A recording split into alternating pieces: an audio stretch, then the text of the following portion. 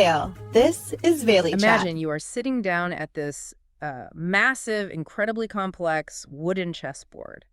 But the board itself is a deep, narrow mountain valley. Right. And instead of just moving knights and pawns around, Hmm. the pieces you were playing with are, thousands of cars hurtling down an interstate. Exactly. You're dealing with sprawling local government buildings, multi-million-dollar luxury resorts, entire residential communities, and you are trying to keep all of these pieces functioning perfectly in sync. Which is hard enough on its own. It is. But your opponent in this game is Mother Nature, and she is actively tilting the board, changing the stakes, and, rewriting the actual physics of the game every few hours. Yeah, it creates this fascinating illusion. Because when you look at a place like the Eagle Valley in Colorado, the brand image is just pure tranquility. Oh, totally. Pristine snow, quiet alpine villages. Exactly, luxury escapes. But the operational reality, what it actually takes to keep that environment from just collapsing into total chaos, it's a masterclass in high-stakes engineering and municipal triage. You are constantly fighting this invisible friction. And that invisible friction is exactly what we are unpacking today. So welcome to the deep dive. Glad to be here. Today, we are looking at a very specific snapshot in time. We're focusing on today, April 28th, 2026, in the Eagle Valley.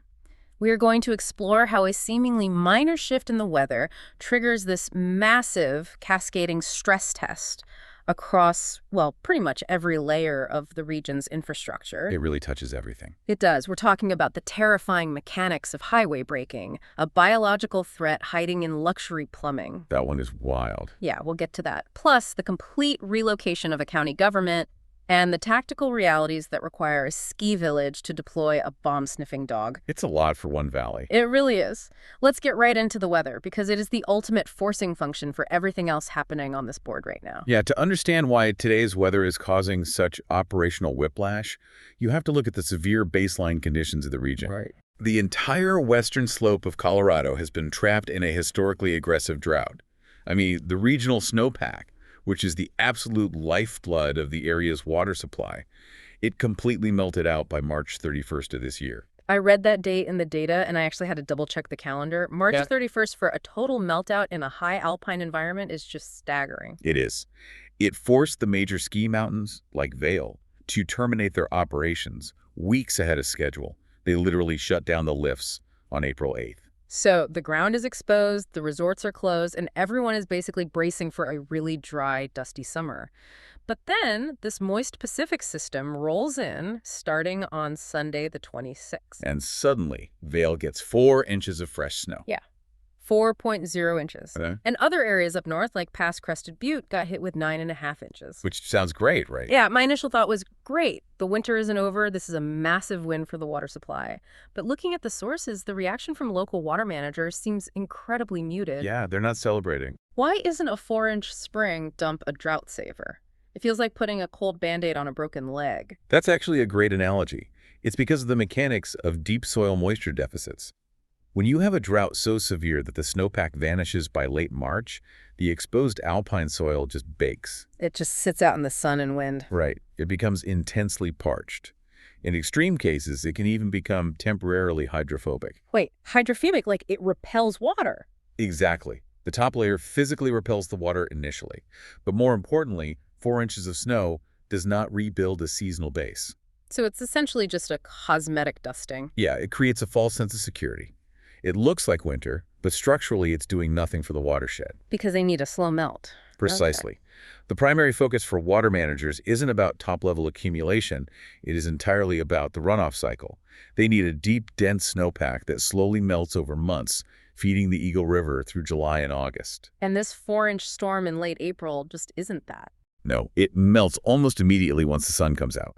That water either flashes off into the streams way too quickly, or it's instantly absorbed by that desperately thirsty topsoil we just talked about. It never makes its way into the deep aquifers. Right. It provides zero sustained river flow. Okay, so that 4 inches of snow is functionally useless for the watershed, but it is highly effective at wreaking absolute havoc on the highway. Oh, absolutely. This sudden return of winter weather forces the Colorado Department of Transportation to instantly enact the passenger vehicle traction law, specifically Code 15 on Interstate 70. The infamous Code 15. Yes. I want to spend some time on this because I always assumed traction laws were basically just polite suggestions to, drive carefully. But the enforcement framework here is incredibly heavy-handed. Yeah, calling it a suggestion vastly underestimates the physics at play on a mountain pass. Right? Under Code 15, the state mandates that all vehicles must meet strict equipment standards.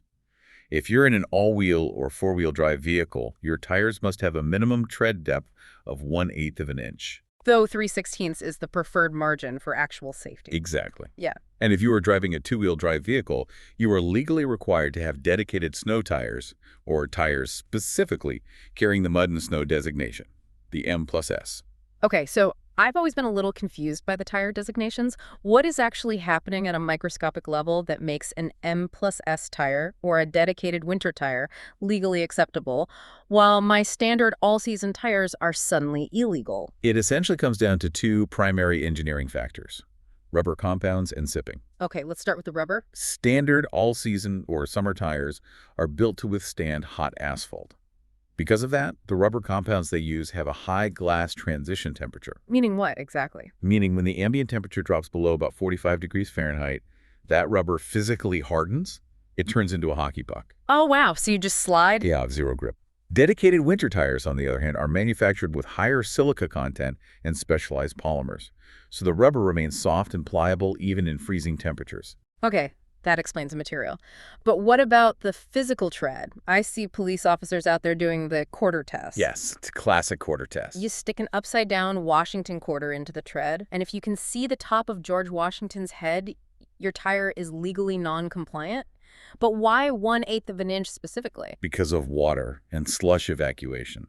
As your tire rolls over the snowy highway, the weight of the car actually melts the top micro layer of ice. Wait, really? So you're driving on water? You are actually driving on a microscopic layer of water. So the deep channels in the tread, combined with thousands of tiny hair-like slits called sipping, act as a pump. Ah, I see. They suck the water up and spit it out the back, allowing the actual rubber blocks to bite into the ice beneath. If your tread is shallower than 1/8 of an inch, the pump fails. The water has nowhere to go. Exactly. You hydroplane on slush. Which brings me to the math, which is genuinely terrifying. The state troopers use a specific braking differential to justify these rules. And the numbers are stark. They really are. Put yourself in the driver's seat for a second. You are driving an SUV traveling at 60 miles per hour on snowy pavement down Vail Pass.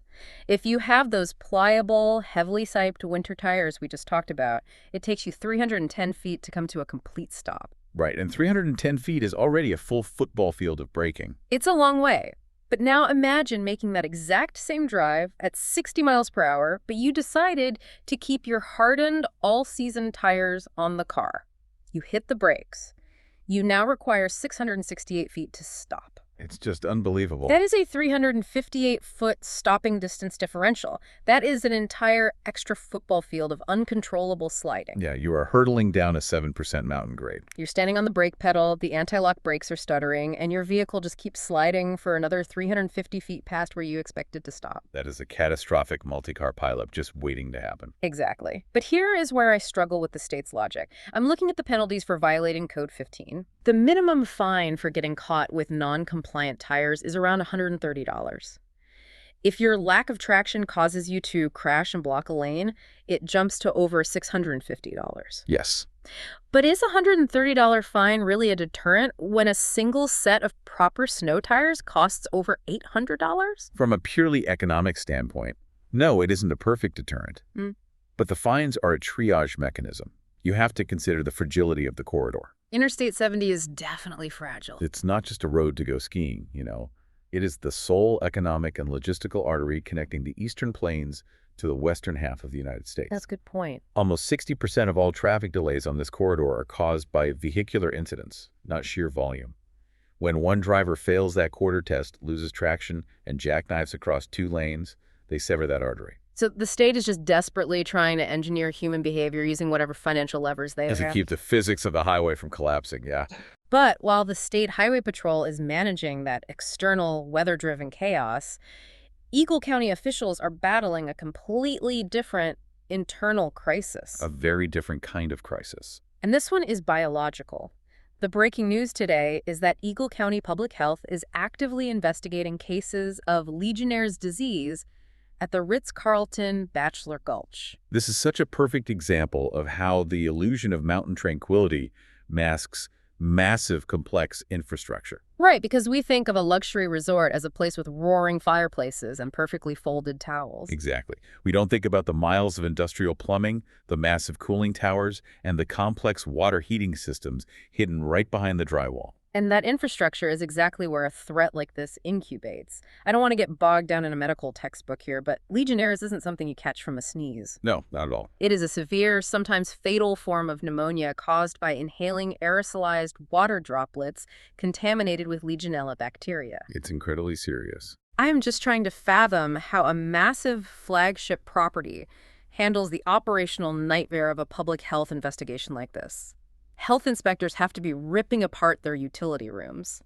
Well, to understand the vulnerability, you really have to look at the mechanics of commercial water systems during shoulder seasons. Okay, break that down for me.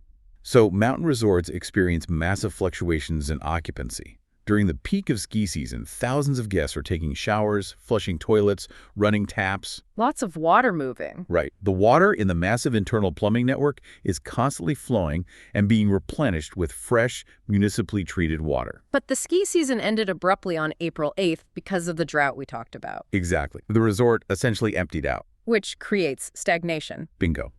When water stops flowing dynamically through a massive building, the residual chlorine from the municipal supply dissipates. Oh, wow. And the temperature in certain dead legs of the piping might hover in the danger zone, which is usually between 77 and 113 degrees Fahrenheit. So it's basically an incubator. It is. This allows microscopic scale and sediment to build up, creating biofilms inside the pipes. And those biofilms are the perfect armored breeding ground for Legionella bacteria. So the very fact that the drought forced an early closure might have indirectly contributed to the conditions that allowed the plumbing system to stagnate. It's highly likely, yes. That is an unbelievable compounding effect. And remediating this isn't just turning up the heat, right? No, they have to initiate hyperchlorination protocols. They have to flush the entire system. Meanwhile, they're bleeding massive amounts of revenue from the lost late-season ski traffic. And now they have to manage guest panic, potential room closures, and coordination with epidemiologists. The friction is just immense. I can't even imagine the PR side of this. Managing a luxury brand relies entirely on the perception of pristine safety. The moment a guest associates your property with a waterborne bacterial infection, the economic damage can take years to repair.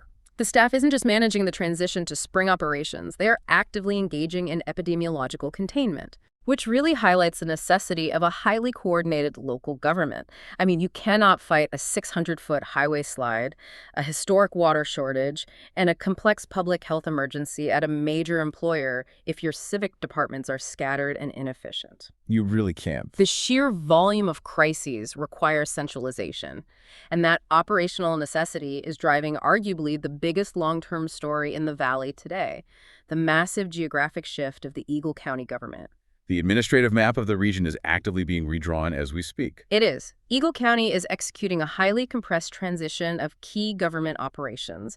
They are abandoning their aging facilities in Avon and moving operations down valley to the newly constructed Eagle County Commons in Edwards. And the timeline they are attempting is incredibly aggressive. Aggressive is an understatement. The Avon office officially shutters on May 4th. Just 3 days later, on May 7th, the clerk and recorder operations have to be fully functional in Edwards.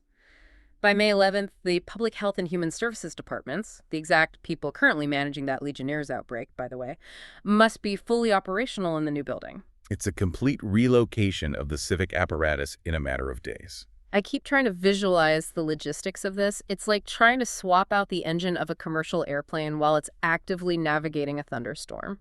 That's pretty accurate. The logistical friction is high, but the strategic imperative really demands it. The county is operating under a key policy pillar they call Build Tomorrow's Workforce Today. Right, I saw that in the memos. Moving the government center to Edwards is the physical manifestation of acknowledging where the workforce actually exists in 2026. And that is the core issue, isn't it? Because for decades, the wealth, the focus, and the municipal gravity of the Eagle Valley have been heavily concentrated in the east, in the immediate Vail core. But the socioeconomic reality has completely fractured that model. I mean, the working class residents, the people who actually plow the snow off I-70, run the hyperchlorination protocols at the resorts, and staff the local businesses, they have been completely priced out of the Upper Valley. It's a classic resort town problem. They have migrated westward, down valley, just to survive the housing market. And the infrastructure must follow the population it serves. If your essential civic services, like vehicle registration, human services, public health resources, are located 30 minutes away from the people who actually need to access them on their lunch breaks, your government is failing. Basically, they're moving the brain of the valley closer to its actual nervous system. That's a great way to put it. Centralizing the Eagle County Commons in Edwards cuts down on transit times. It acknowledges the demographic reality. The center of gravity for the working population has shifted west, and the government is finally tethering itself to that new reality. But while the county government is chasing the workforce westward, the local municipalities in the Upper Valley are doubling down on securing the high-density tourist cores. Yeah, the physical infrastructure is adapting, but so is the tactical apparatus. Which brings us to the most surprising piece of our source stack today. I want to look at the Vail Police Department's newest team member, K9 Goldie. Ah, K9 Goldie. He's a highly specialized explosive detection dog.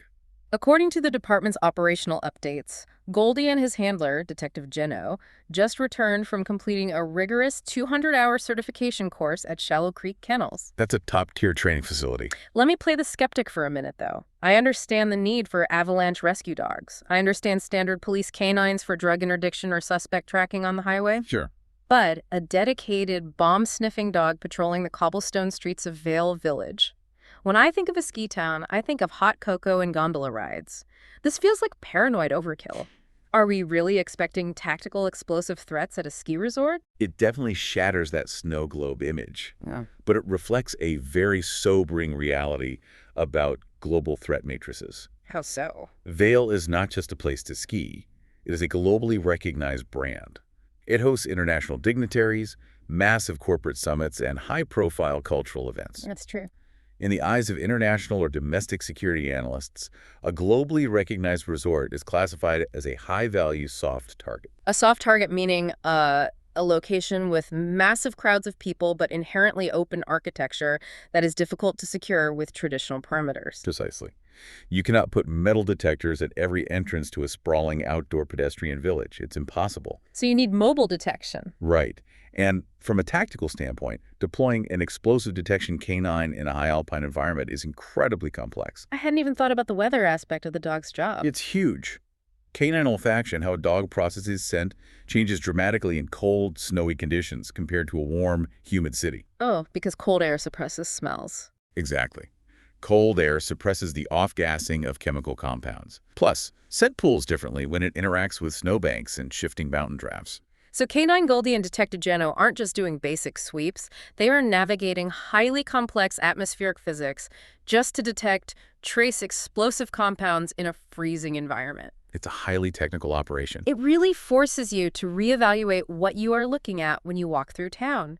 You are strolling down Bridge Street, enjoying the 4 inches of fresh snow, and right past you walks a highly trained canine actively calculating wind drafts to sweep for sophisticated explosive devices. It is the ultimate invisible friction. It really is. And it requires an entirely different operational mindset from the local police force.